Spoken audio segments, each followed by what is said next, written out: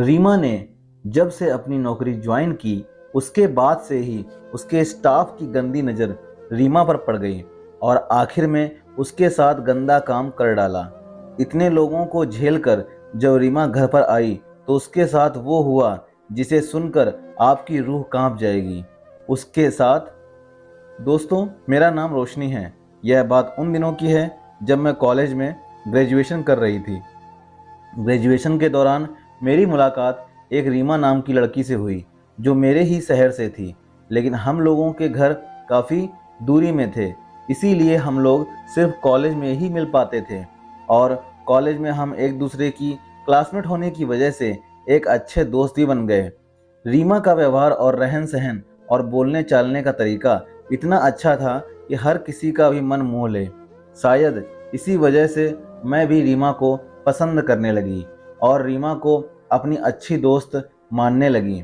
रीमा भी मेरी अच्छी दोस्त बन गई और वह मेरे साथ अपनी हर बात शेयर करती। मैं भी रीमा के साथ अपनी सारी बातें शेयर करने लगी। कभी कभी रीमा के घर भी जाती थी, कभी कोई किताब लेने या फिर कभी ऐसे ही। रीमा की माँ पिताजी काफ़ी क्रूर स्वभाव के थे। दरअसल रीमा और रीमा की छोटी बहन थी शारदा, जिसे रीमा के माता पिता सबसे अधिक प्यार करते थे। रीमा से वह अच्छी तरह बोलते तक नहीं थे। उसके साथ बोलना चालना बिल्कुल भी उनका अच्छे व्यवहार से नहीं था। वह लोग रीमा को बिल्कुल प्यार नहीं दे रहे थे और घर का काम करवाते, जबकि उसकी छोटी बहन शारदा को हमेशा ही अपने जिगर का टुकड़ा मानते। शारदा को अच्छे अच्छे कपड़े, अच्छा खाना पीना, अच्छे से रहना और वहीं रीमा के साथ इतनी बेरहमी करना मुझे तो बिल्कुल भी अच्छा नहीं लगता था। मैं भगवान से भी शिकायत करती कि जो लोग इतने अच्छे स्वभाव के होते हैं उनके साथ हमेशा बुरा क्यों होता है। फिर मैं क्या कर सकती थी। एक दिन जब मैं रीमा के घर गई तो मैंने देखा कि रीमा के हाथ से पानी का गिलास गिर गया, जिसकी वजह से उसकी माँ इतना आग बबूला हो गई कि उसने रीमा को पीट डाला। मैं वहीं पास खड़ी देख रही थी। मैंने उन्हें छुड़ाने की बहुत कोशिश की, लेकिन शायद धक्का लगने की वजह से मैं भी दूर जा गई। उसकी माँ को जरा भी शर्म या दया नहीं आई कि उसके साथ ऐसा क्यों कर रहे हैं। आखिर रीमा भी तो उन्हीं की बेटी थी। ऐसा तो कोई सौतेली माँ भी व्यवहार नहीं करती जितना रीमा की माता पिता रीमा के साथ करते थे। खैर, मैं उदास मन से घर आ गई। दूसरे दिन कॉलेज में मिलने पर ही मुझे पता चला कि उसके बाद रीमा के साथ क्या क्या हुआ। रीमा ने बताया कि अक्सर मेरे बचपन से ही मेरे साथ ऐसा हो रहा है। मैं शारदा से ज़्यादा सुंदर हूँ और पढ़ाई लिखाई में भी शारदा से ज़्यादा इंटेलिजेंट हूँ।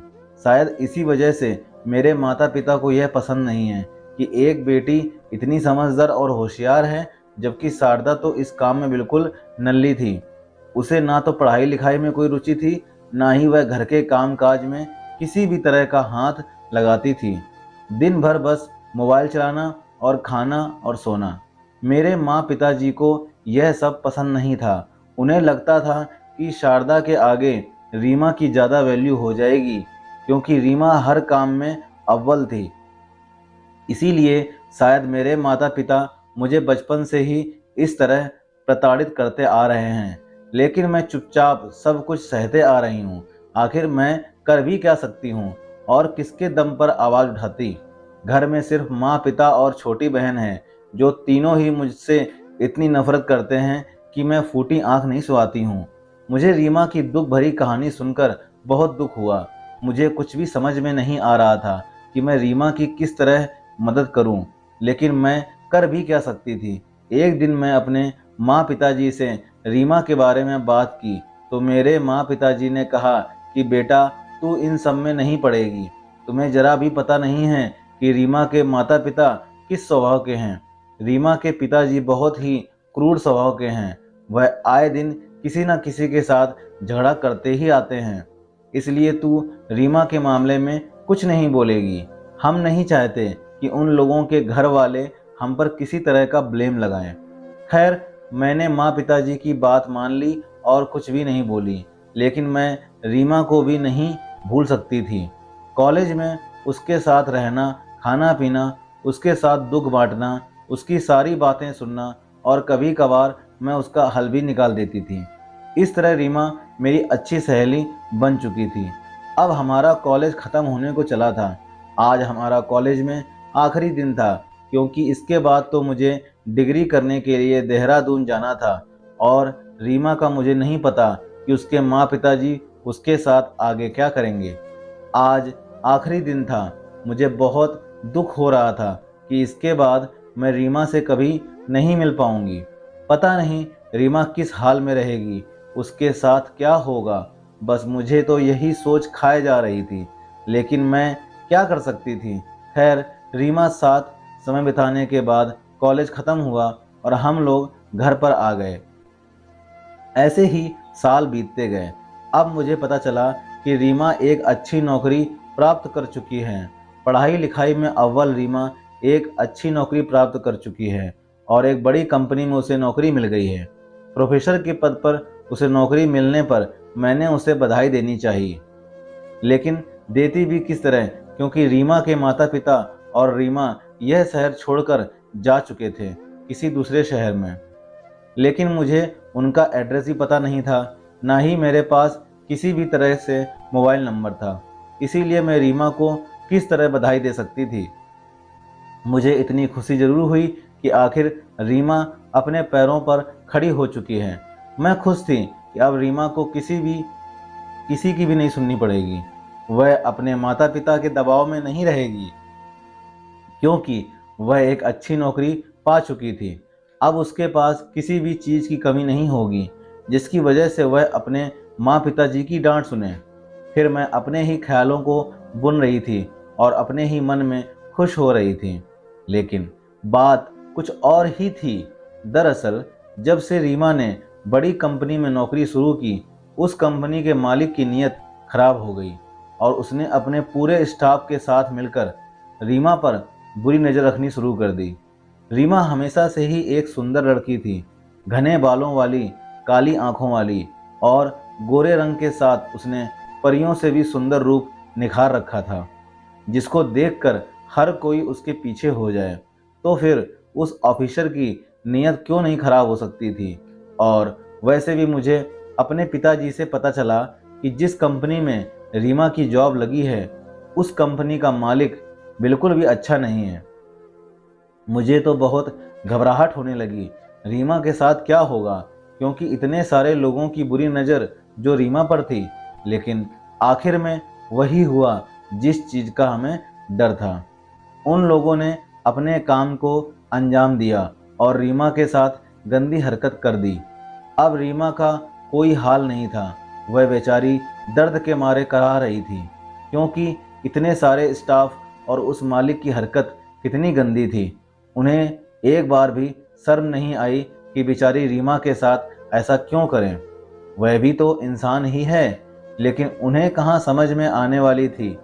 उन लोगों को तो बस अपने हवस के चलते कुछ ना कुछ करना ही था और उन्होंने अपनी गंदी नीयत को अंजाम दे ही डाला।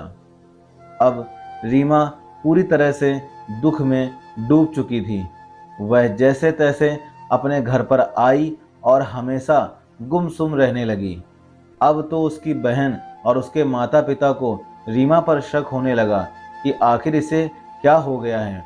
ना तो यह नौकरी पर जाती है और एक दिन जब नौकरी से घर आई, उस दिन से लेकर आज तक ना ही किसी के साथ बात करती है। बस पूरा दिन मुंह लटकाकर ही बैठी रहती है। ना ढंग से खाती है, ना कुछ और। खैर, ये उसके माँ पिताजी की फिक्र समझूं या फिर नौकरी पर ना जाने की वजह से, मुझे इस बात का तो पता नहीं था। लेकिन उसके माता पिता ने रीमा से बात करना जरूरी नहीं समझा। अपने ही मन में ख्याल बना लिए कि शायद इसके भाव बढ़ गए हैं, क्योंकि अब यह नौकरी जो करने लगी है। खैर, ऐसे ही दिन निकलते गए। एक दिन उसके पिताजी बाजार से आ रहे थे। तभी उसके पिताजी को पूरी बात का पता चल जाता है कि रीमा के साथ उसकी कंपनी में क्या हुआ है, किस तरह लोगों ने उसके साथ जबरदस्ती की और उसकी इज्जत के साथ खिलवाड़ किया।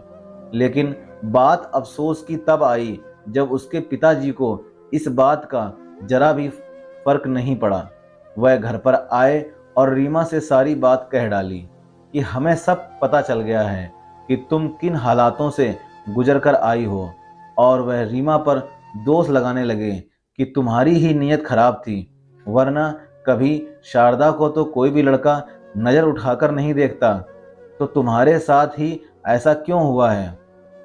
रीमा रोने लगी और अपनी सारी घटना बताने लगी, लेकिन उसके माँ पिताजी कहाँ उस पर विश्वास करने वाले थे। किसी ने उस पर विश्वास नहीं किया।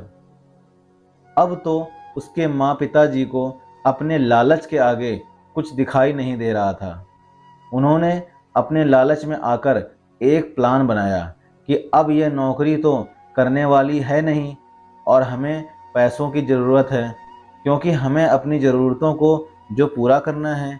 इसीलिए हम सोचते हैं कि रीमा के साथ धंधा करवाना शुरू कर देते हैं। वैसे भी इसका इज्जत खिलवाड़ तो हो ही चुका है। उन्होंने रीमा के कमरे में आकर उसकी माँ ने रीमा का मुंह पकड़ लिया और उसे ज़ोर ज़ोर से धमकी देने लगी कि अगर तुमने हमारी बात नहीं मानी तो हम तुम्हें जान से मार देंगे। तभी रीमा को कुछ समझ में नहीं आया, वह बेचारी डर गई।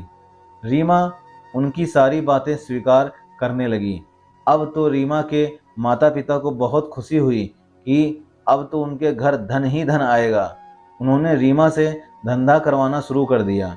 आए दिन रीमा के लिए 5-6 लड़कों को बुलाते हैं और उनसे पैसे लेते और वो रीमा के साथ गंदी हरकत करके चले जाते। उसे कुछ भी समझ में नहीं आ रहा था कि वह इस चीज़ से कैसे पीछा छुड़ाए। आखिर रीमा ने क्या पाप किए थे जो उसके साथ ऐसा हो रहा था। उसके माता पिता ही उसके साथ ऐसा कर रहे थे। रीमा एक दिन अपने कमरे में बैठी सोच रही थी कि ये कैसे माता पिता हैं। माता पिता अपने बच्चों की रक्षा करते हैं, उनके रक्षा के लिए अपनी जान दांव पर लगा देते हैं, लेकिन मेरे माता पिता तो जैसे मेरे सबसे बड़े दुश्मन थे। मुझे धंधे में धकेल दिया और मेरी एक भी बात मानने को तैयार ही नहीं हैं और बचपन से मेरे साथ यह अत्याचार करते आ रहे हैं। शारदा को वह हमेशा से ही अपने सर पर बिठाकर रखते थे। आखिर बेटी तो मैं भी थी उनकी, लेकिन मेरी गलती सिर्फ इतनी थी कि मैं शारदा से ज़्यादा दिखने में सुंदर थी और होशियार थी और घर का कामकाज जानते हुए संस्कारी भी थी। इसीलिए मुझे यह सब का शिकार होना पड़ा।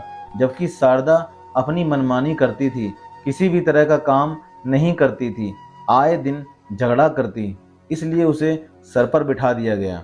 आखिर यह किस तरह का न्याय है। खैर, उसकी माँ कमरे में आई और बोली कि जल्दी से तैयार हो जाओ, आज बहुत बड़े आदमी आने वाले हैं तुम्हारे पास। मैं तो घबरा गई कि पता नहीं वह लोग किस तरह से मेरे साथ करेंगे। वैसे भी आए दिन मुझे बहुत से लोग नोच नोच कर जाते हैं, लेकिन आज मेरा मन बहुत अधिक घबरा रहा था। मैं बिल्कुल डर गई थी, पता नहीं क्या होगा। आखिर में मुझे मरना ही सूझा। मैंने सोचा कि यह घुट घुट कर जीने की जिंदगी से अच्छा तो मरना ही ठीक है। रीमा अपने घर की छत पर गई और वहां से कूदकर अपनी जान देने लगी। तभी उसके पिता वहां पर आए और उन्होंने एक तमाचा दे मारा और बोला कि तुझे इतना ही मरने का शौक है तो यह ले, और उसके पिता ने रीमा को छत से धक्का दे दिया। रीमा बेचारी नीचे गिर गई और उसकी मौत हो गई। लेकिन इसी बीच एक बात और थी कि उसकी छोटी बहन शारदा को इस बारे में कुछ भी पता नहीं था। ना उसे इस बात का पता था कि रीमा के साथ कंपनी में गंदी हरकतें हुई हैं, और ना ही उसे यह पता था कि उसके माता पिता ने उसको धंधे में धकेल दिया है। रीमा के माता पिता ने रीमा की लाश को घर के पीछे बने गार्डन में गड्ढा खोदकर वहां पर दफना दिया और सभी को बोलने लगे कि वह तो दूसरी नौकरी करने चली गई है और बहुत साल बाद आएगी। अब तो शारदा को भी पूरा विश्वास हो गया था कि शायद रीमा को दूसरी नौकरी लग गई है, क्योंकि रीमा पढ़ाई में इतनी होशियार जो थी। तभी सब लोग मान गए कि रीमा दूसरे शहर में नौकरी करने के लिए गई है और कई सालों बाद लौटेगी। ऐसे ही दिन बीतते गए, लेकिन अभी शारदा को शक होने लगा कि दीदी कभी भी इतने दिन दूर नहीं रही हैं, और वैसे भी अगर वह दूसरे शहर में नौकरी करती हैं तो कभी कभार तो वापस आती ही होंगी। और ऐसा कैसे हो सकता है कि माँ पिताजी ने उनकी खोज खबर नहीं ली? वह तो उसे कहीं भी अकेला नहीं भेजते थे, तो दूसरे शहर में इतने सालों तक कैसे भेज दिया? अब तो शारदा को भी अपने माता पिता पर शक होने लगा था। एक दिन शारदा ने अपने माता पिता से ये सारी बातें पूछी। तभी उसके माता पिता को शक हुआ कि कहीं शारदा को सब पता न चल जाए। और वैसे भी जब से रीमा मरी है उसके बाद से घर चलना मुश्किल हो गया है। अब हम लोग अय्याशी और ऐश कैसे करेंगे? पैसों की तंगी जो आ गई है।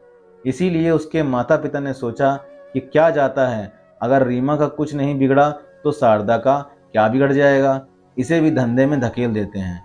फिर वह लोग भी शारदा के कमरे में गए और रीमा की तरह उसे डराया धमकाया और धंधे में धकेलने लगे। लेकिन रीमा की तरह शारदा इतनी मासूम और भोली नहीं थी। वह बहुत ही चालाक और गुस्सैल लड़की थी। उसे पता चल चुका था कि शायद जरूर यह लोग मुझसे कुछ गलत करवाने वाले हैं, तभी ऐसी बातें कर रहे हैं। तभी शारदा ने चुपके से पुलिस को फोन कर दिया और कहा कि तुम लोग मेरे घर के आसपास ही आकर रुक जाओ, मेरे साथ जरूर कुछ गलत होने वाला है। तभी उसके माता पिता एक दो लड़कों को घर पर लेकर आए और शारदा से कहा कि जल्दी तैयार हो जाओ, इन लोगों को तुम खुश कर दो, यह लोग हमें मुंह मांगी कीमत देंगे। तभी शारदा अपने पिता को तमाचा जड़ देती है। इतने में पुलिस भी वहां पर आ जाती है। पुलिस को देखकर शारदा के माता पिता घबरा जाते हैं और भागने लगते हैं। तभी पुलिस उन्हें जकड़ कर पकड़ लेती है और फिर कहती है कि बहुत हुआ तुम लोगों का ड्रामा। पुलिस उन्हें लेकर जाने लगती है। तभी शारदा कहती है कि एक बात तो बताते जाओ, आखिर रीमा दीदी हैं कहाँ? तभी उसकी माँ रोने लगती है और कहती है कि हमें माफ़ कर दो, रीमा को हम लोगों ने धंधे में धकेल दिया था, जिसकी वजह से वह तंग आकर आत्महत्या करने वाली थी। लेकिन हम लोगों ने उसे जान से मार दिया और गार्डन में पीछे की ओर उसे दफना दिया और सब लोगों को कह दिया कि वह शहर पढ़ाई करने के लिए गई है और उसकी कंपनी के लोगों ने उसके साथ गंदा काम किया, जिसकी वजह से हमने उसका फ़ायदा उठाया। अब तो मेरे पैरों तले से ज़मीन खिसक गई थी कि ऐसे कैसे हो सकता है। यह सब सुनकर पुलिस को भी बहुत हैरानी हुई कि ऐसे माता पिता आज से पहले कभी नहीं देखे। यह तो कोई माता पिता हो ही नहीं सकते, यह तो हैवान हैं।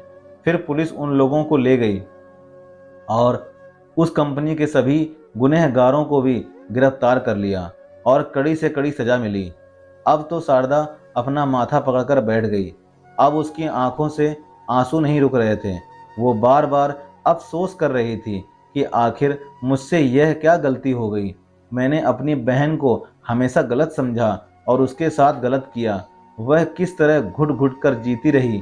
शारदा रीमा की तस्वीर के पास जाकर माफ़ी मांगते हुए कहती है कि आज के बाद मैं दुनिया की सबसे अच्छी लड़की बनकर रहूंगी।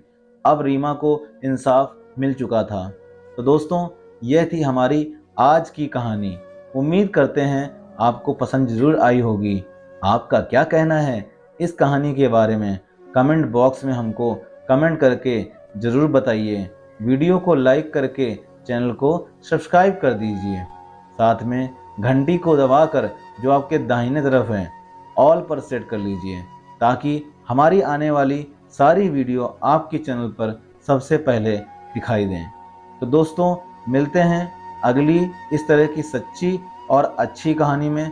तब तक के लिए दोस्तों, जय हिंद, नमस्कार दोस्तों, खुश रहिए, आबाद रहिए।